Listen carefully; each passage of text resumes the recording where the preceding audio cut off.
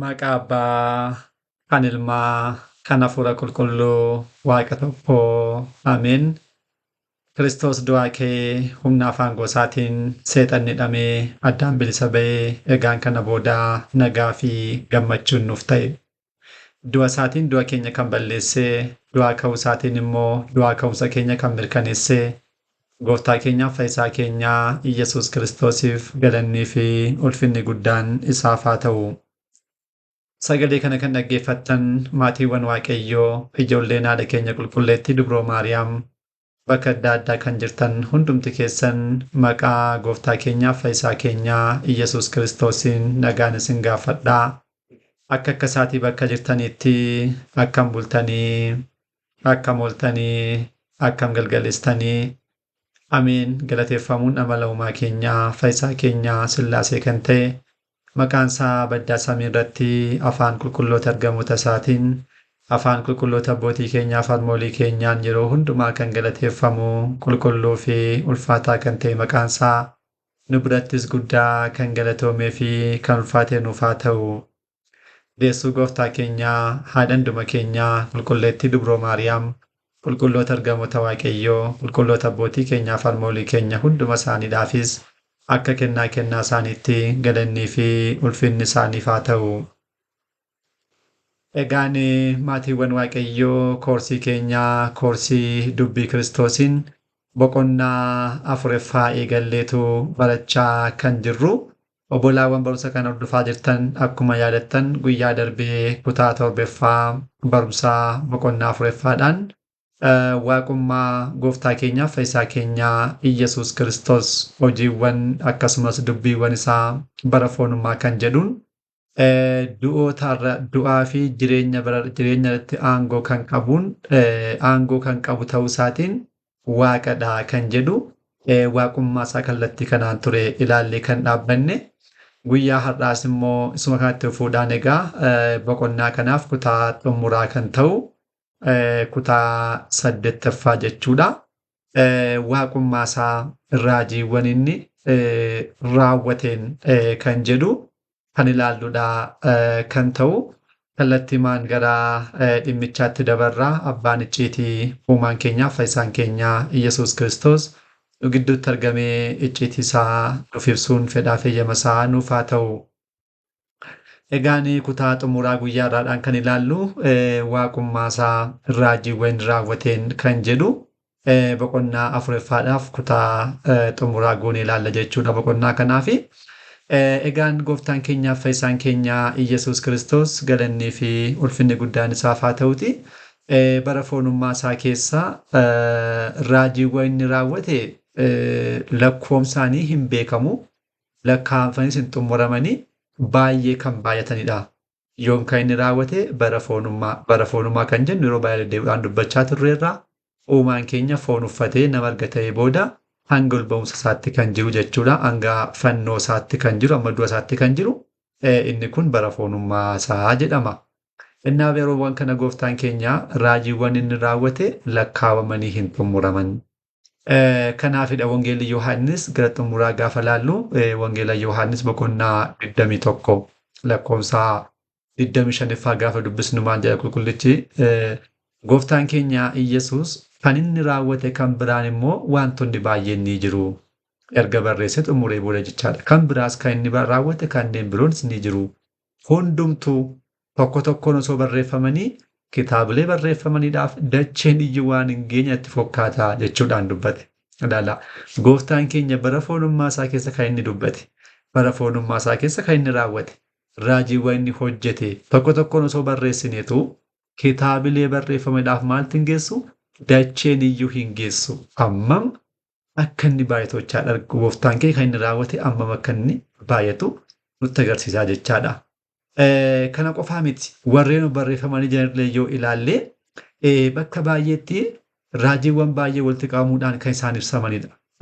Fakkeenyaaf bakka tokko yoo ilaalle Wangeela Luqaas boqonnaa 4 lakkoofsa 40 irratti maal jedha qulqullichi gaafa barreessu aduun yeroo seentetti dhukkubsattoota dhukkuba adda addaadhaan qabaman hunduma gara isaatti fidanii innis immoo tokko tokko isaaniirraatti harka isaarra kaa'uudhaan isaan fayyise. Ammasitti kan ilaallu dhukkubsattoota gosa adda addaa gara isaatti fidan lakkoofsa hin qaban lakkoofsaan hin ibsamne isaan kana hundumaa garuu harka isaa kaa'uudhaan maal ta'e isaan fayyise jechuudhaan kan ibsame kun lakkoofsaanii kan hin ibsamin garuu dhukkubsattoota baay'ee kan ta'an akka ta'an yeroo ilaallu dhuguma raajiiwwan isaa lakkoofsa akka isaan hin qabnedha. Innaa caqasoonni akkasii kun egaa dhukkubsattoonni fayyuu isaanii malee lakkoofsaanii meeqa akka ta'e kan ibsan miti. Nutis immoo haaluma kanaan egaa waaqummaa isaadhaaf ragaa kan ta'an raajiiwwan isaa keessaa muraasa kan ilaallu. Maaliif? Qulqulluunnis kitaaba qulqulluu Beetalii Wangeela kan barreessan waa'ee gooftaa keenyaadhaaf nuti Iyyasuus Kiristoos ilma Waaqayyoo abbaa isaadhaaf hafuura qulqulluu wajjin aangoo walqixaa kan qabu ta'uusaa nama fayyisuudhaaf jedhee foon uffatee kan dhufe ta'uusaa beeknee jireenya bara baraa akka ittiin argannu qofadha. Wangeelonni kan barreeffaman malee hojii gooftaa keenyaa hundumaa miti jechuudha. Nutis kallattii kanaan waaqummaa isaa qofa ibsuudhaaf raajiiwwan isaa keessaa muraasa ni ilaallaa jechuudha. Raajiiwwan gooftaa keenyaa gosa adda addaadha. Fakkeenyaaf gooftaa keenya du'oota kaaseeraa, galaanarra deemeeraa, akka deeman taasiseeraa, qilleensotaa fi obomboleetti namni arguu kan hin dandeenyeef namni duukaa dubbachuu kan hin dandeenye jecha isaadhaan ajajeeraa. Gara samiitti ol ba'eeraa eenyu raawwachuu kan hin dandeenye samiirraallee gadi bu'eeraa. Balbala cufaadhaan seeneeraa awwaala cufaa otoo hin bannin keessaa ka'eeraa. Dubroo haadha isaarraatu durbummaa ishee osoo hin jijjiirin akkamatti dhalateeraa. Dhukkubsattoota gosa adda addaa fayyiseeraa. Kan biraas gooftaan keenya wanta baay'ee raawwateera. Dhukkubsattoota fayyisuu ilaalchisee wangeelli Maatiyuus waan tokko barreesseera. Maal jedhaa? Dhukkubaa fi dhibee hunda fayyisaa Galiilaa keessa naanna'aa turedha. Maal fayyisaa? Dhukkubaaf dhibee hunda fayyisaa. Hunda kan jedhu nama dinqisa baay'ee ba'uunati. Tokkoyyuu kan isatti hanqatu, tokkoyyuu kan isa rakkisu kan hin jirre. Dhukkubaaf dhibee hundumaa fayyisaa deddeebi'aa ture. Innaa dhukkubaaf dhibee hunda kan fayyisu eenyudha? Waaqayyo irraa kana fe'e. Kan biraan qaamni biraa jira yoo jenne deebiinsaa hin jirudha. Dhibee fi dhukkuba hundumaadhaaf qoricha ta'uu kan danda'u, kana hundumaatti aangoo qabaachuu kan danda'u Waaqayyo qofaadha. Gooftaa keenyaaf haala kanaatiin dhukkubaaf dhibee hunda fayyisaa naanna'aa ture Galiilaa keessa jechuudhaan isaa barraa'eeraa jechuudha. Innaa gooftaan keenya yeroo dhukkubsattoota fayyisaa turetti haalli inni ittiin fayyisaa turellee waaqummaa isaadhaaf ragaadha. Isaan kana ni ilaalla. Yeroo tokko tokko jecha isaadhaan qofa ajajuudhaan, jecha isaa qofa dubbachuudhaan ajajuudhaan raajiiwwan baay'ee raawwateera. Yeroo tokko tokko immoo harka isaadhaan tuquudhaan yookiin qaqqabuudhaan raajiiwwan baay'ee hojjeteera. Kan biraa immoo isaan kanatti kan nama dinqisiisu osoo hin dubbatiin, jecha isaa osoo hin dhageessisiin, akkasumas immoo harka isaadhaan osoo hin tuqiin, osoo hin qaqqabin, akkasuma raajiiwwan baay'ee raawwate immoo ni arganna kitaabilee keessaa. Isaan kan gaggabaabsinaan haa ilaallu. Kan jalqabaa jecha isaa qofaan raajiiwwan hojjetaman keessaa mee muraasa isaanii haa ilaallu. Gooftaan keenya jecha isaa qofaan raajiiwwan raawwatu jechuudha. Namicha naafa tokko yeroo fayyisu gooftaan keenya jecha isaa qofaan fayyiseera. Wangeela Maarqos boqonnaa 2 lakkoofsa 1 irraa kaasnee hanga 11tti arganna. Seera kaa'uudhaan baaxii manicharraa baasanii irraa buusu baaxii irraan gara mana keessatti gaafa darbatan gooftaan keenya namichi naafni kun siree isaa ciiseetu arga. Yeroo kana maal jedha jecha isaadhaan ka'i siree kee baadhuutii deemi yeroo inni jedhu kallattiimaan namichi naafa ture sun ka'eetu maal taasise siree isaa baatee deemee fayyee deeme jechuudha. Gooftaan keenya kana jecha isaa qofaadhaan ka'i siree kee baadhuu deemi jechuudhaan akka inni fayyu taasise geggeesseera. Namicha harki isaa tokko naaffattellee gara isaatti fidaniiru.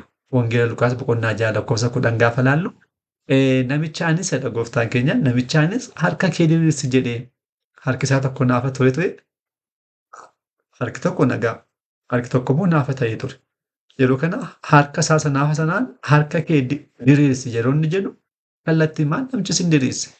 Harki isaas akka harka isa kan biraa nagaa taateefi jechuudhaan barraa'ee jira. Gooftaan keenya Waaqa waan ta'eedhaaf maal taasise jecha isaa qofaadhaan ajajee dhukkubnillee jecha isaa dhaga'uudhaan keessaa ba'aa ture jechuudha.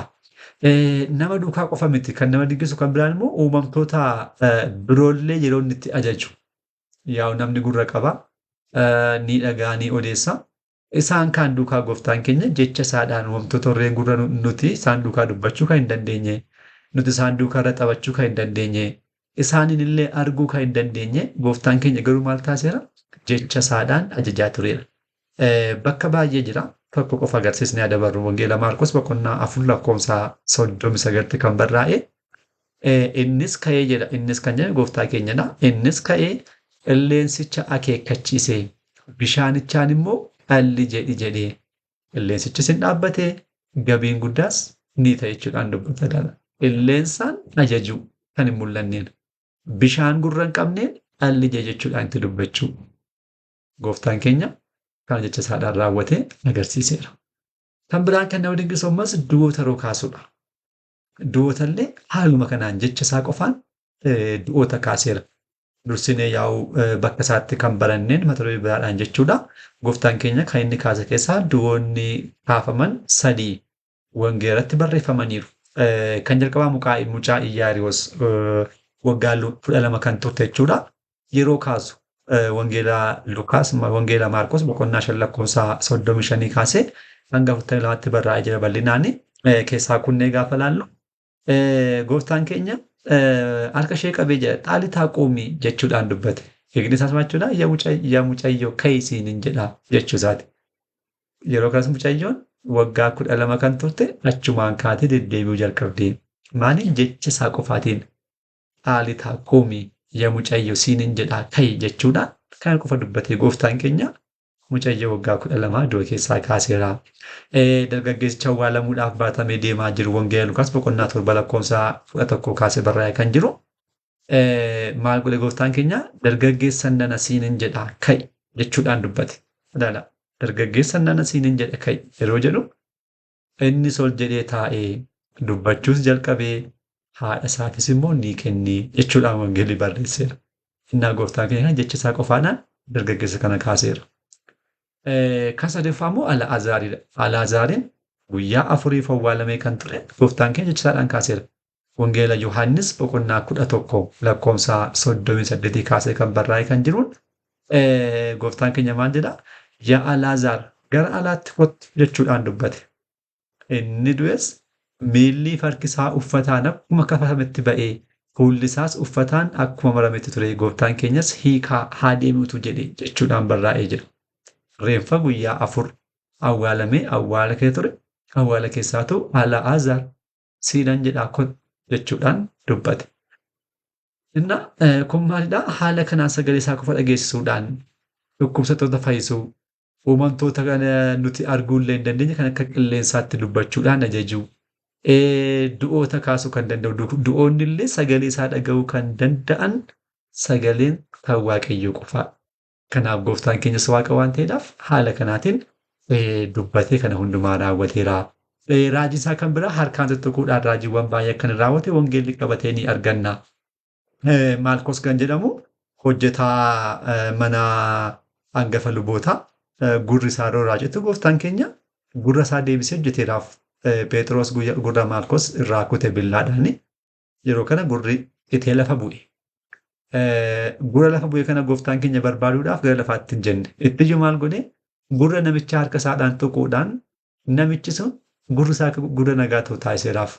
Wangeela Lukaas boqonnaa 22 lakkoofsa 51 yeroo dubbisnu maal jedhaa? Gurra isaa tuqee isaaf fayyisee jechuudhaan barraa'ee jira. Tuqee isaaf fayyise. Gurra dhiigaa jiru tuqee nagaa godhee lafa kaa'e jechuudhaan gooftaan keenya aangoo isaatiin kan raawwateera. Kan biraan immoo namicha adamsiidhaan qabame yeroo fayyisu gooftaan keenya wangeela Maatewos boqonnaa 8 lakkoofsa 2ffaatti barraa'ee kan jiru. Kunoo namni adamsiin qabame tokko gara gooftaa keenyaa dhufuudhaan fedha kee yoo ta'e na qulqulleessuu dandeessaam jedheetu gooftaa keenyaaf sagadee. Yeroo kana gooftaan keenya harka isaa diriirsee qaqqabuudhaan eeyyeen fedha kooti qulqullaa'e jedhee battaluma sana lamsi isaa qulqullaa'e jedha. Baay'ee nama dinqisiisa ba'uunati. Harka isaatti tuquudhaan eeyyeen fedha kooti. Nan eeyyamu qulqullaa'e jechuudhaan eeyyame hin qulqullaa'e jechuudha lamsi isaarraa. Gooftaan keenya raajiiwwan akkasii kana harka isaadhaan tuttuquudhaan qabuudhaan raawwateera. Kan biraa immoo jecha isaa osoo hin dhageessisiin akkasumas immoo osoo hin qaqqabiin osoo harka isaadhaan hin tuqiin gooftaan keenya raajiiwwan baay'ee hojjeteera. Mana cinaatti kan ta'e mi'aa ilaallu wangeela Yohaannis boqonnaa 2 lakkoofsa 1 kaasee barraa'ee kan jiruun Qaanaa Galiilaatti kadhannaa haadha isaadhaan gooftaan keenya raajiin raawwate akkasumattidha. Osoo hin dubbatin osoo hin tuttuqin bishaan gaanii jaatti guutamee taa'ee jira. Kana booda gooftaan keenya yaa bishaanii gara daadhii wayiniitti jijjiirame jedheen dubbanne yookiin immoo bishaan harka isaadhaan hin tuttuqne akkasumatti maal jedhee kottaa buusaatu warreen dhiyeessaniidhaaf kenna jechuudhaan dubbate. Ilaala buusaa kan jedhamu maala daadhii wayinii kan bu'u. Akkasumatti yaada isaatiin gooftaan keenya bishaan sana maal taasiseera osoo hin dubbatiin osoo hin tuttuqin gara daadhii wayiniitti jijjiiree booda kottaa buusaatu kenna jedhe. Kottaa buusaa kennaa kan jedhe kan dubbate erga jijjiirame boodadha malee jijjiiruu miti. Erga jijjiiree booda dubbate dursees immoo osoo hin jijjiirin maal jedhaa bishaan guutaadheera bishaan guutaniiru. Kana booda bishaan sun kallattiidhaan gara daadhiitti akkam jijjiirame gaafa jennu nuti beekuu hin dandeenyu. Inni humna afaan gosaatiin gooftaan keenya osoo hin dubbatiin osoo hin hojjetiin kallattiimaan jijjiireera osoo hin tuttuqin jechuudha. Raajiiwwan akkas akkasii kana gooftaan keenya raawwatee kitaaba qulqulluutti barraa'ee ni arganna. Innaa gaafa guduunfin walumaa galatti egaa raajiiwwan gooftaa keenyaa kun hunduu kan raawwataman kadhannaa tokko malee dhaba'uunis. Gooftaan keenya waa tokko osoo hin kadhatiin kallattiimaan hojjete raawwate. Kun immoo humna afaan gosaatiin aangoo guutuu kan mataa isaatiin akka inni raawwate nutti agarsiisa. Raajiiwwan mata duree kuniidhaaf akkasumas warreen biroo kitaabota kanneen barraa'anii jiran ajajuudhaan harkaan tuttuquudhaan akkasumas immoo yaadaan raawwachuudhaan yaadaan osoo hin tuqiinis osoo hin dubbatiinis yaadaan raawwachuu kan danda'u uumamni kamiyyuu hin jiru. Uumama keessaatu qaamni tokko kan raawwachuu kan danda'u hin jiru. Gooftaan keenyaaf fayyisaan keenya Yesuus Kiristoos garuu Waaqa guutuu waan ta'eedhaaf isaan kana hundumaa haala kanaatiin hojjetee ni agarra jechuudha. Egaan boqonnaa kana gaafa guduunfin obbolaawwan keenya boqonnaa kana egaa waaqummaa isaatti xiyyeeffachuudhaan dursanii boqonnaa 8ffaa irratti kallattiimaan waa'ee waaqummaa isaadhaaf kanneen dubbataman caqasoota baay'ee tarreessinee ilaalleerra. Asitti immoo hojiiwwan isaa keessaa iyyuu ni danda'ama. Waaqummaa isaa haala addaatiin ibsamee jira. Hojiiwwan inni bara foonummaa isaa keessa raawwachaa ture keessatti waaqummaan isaa haala addaatiin ibsamee jira kan jedhu agarsiisuudhaaf qofa haala kanaatiin qabxiiwwan muraasa tarreessinee dhuguma waaqummaan isaa hojiiwwan isaadhaan haala kanaatiin ibsamee akka jiru ilaalleetu jirra jechuudha. Isaan ilaalle kun hundumtuu agarsiisuudhaaf qofa. Agarsiisuudhaaf akka fakkeenyaatti kan dhiyaatedha malee guutummaa isaanii miti. Walumaa galatti garuu wangeelonni akkasumas immoo kitaabileen raajii beetalee waa'ee raajii gooftaa keenyaaf fayyisaa keenya Iyyasuus Kiristoos qabatanii kanneen jiran isaan hundumtuu waaqummaa gooftaa keenyaadhaaf ragaa ta'aniitu ni jiraatu jechuudha. Innaa gooftaan keenya waaqa ta'uunsaa jechaan dubbatee qofaadhaaf miti. Ani waaqadhaaf jedheedhaaf yookiin immoo waa'ee isaadhaaf inni waaqa kan jedhu barraa'eedhaaf osoo hin taa'ine inni guddaan qabxiin guddaan qaamni tokko waaqa ta'uunsaa kan mirkanaa'u mataan isaa iyyuu dubbateedhaaf osoo hin taane hojjeteedhaafidha. Kanaaf hojiiwwan isaa kun waaqummaa gooftaa keenyaaf fayyisaa keenya Iyyasuus Kiristoosiif ragaa guddaadha. Hojjete agarsiisa jechuudha. Qaamni kamiyyuu gochuu kan hin dandeenye. Qaamni kamiyyuu jechuun raawwachuu kan hin dandeenye gooftaan keenya haala kanaatiin du'oota awwaala keessaa waamuudhaan warreen awwaalamuudhaaf deemaa kan jiru kaasuudhaan illeensotaaf bishaanitti dubbachuudhaan ajajuutiin dhukkubsatoo kallattii adda addaa kanaatiin fayyisuudhaan isaan kun hundumtuu waaqni gooftaan keenya hojjechuudhaan waaqummaa isaa kan itti agarsiisedha. Kanaaf isaan kun dhuguma gooftaan keenyaaf fayyisaan keenya Yesuus Kiristoos waaqa ta'uu isaadhaaf ragaadha jechuudha. Egaa walumaa galatti boqonnaan kun kana fakkaata. Gabaabinaan kan itti ilaalle boqonnaa 4ffaa kanumaan raawwannaa jechuudha. Jalqabsiisee amma isaa kaatti kan nuti jiran ta'e uumaan keenya Sillaaseedhaaf galanni ulfinni guddaan isaaf haa ta'u. Guyyaattaan boqonnaa 5ffaa jalqabna. Sanaan deebinee hanga dhufnutti nagaa waaqayyootiin turtii gaarii galanni waaqayyoof.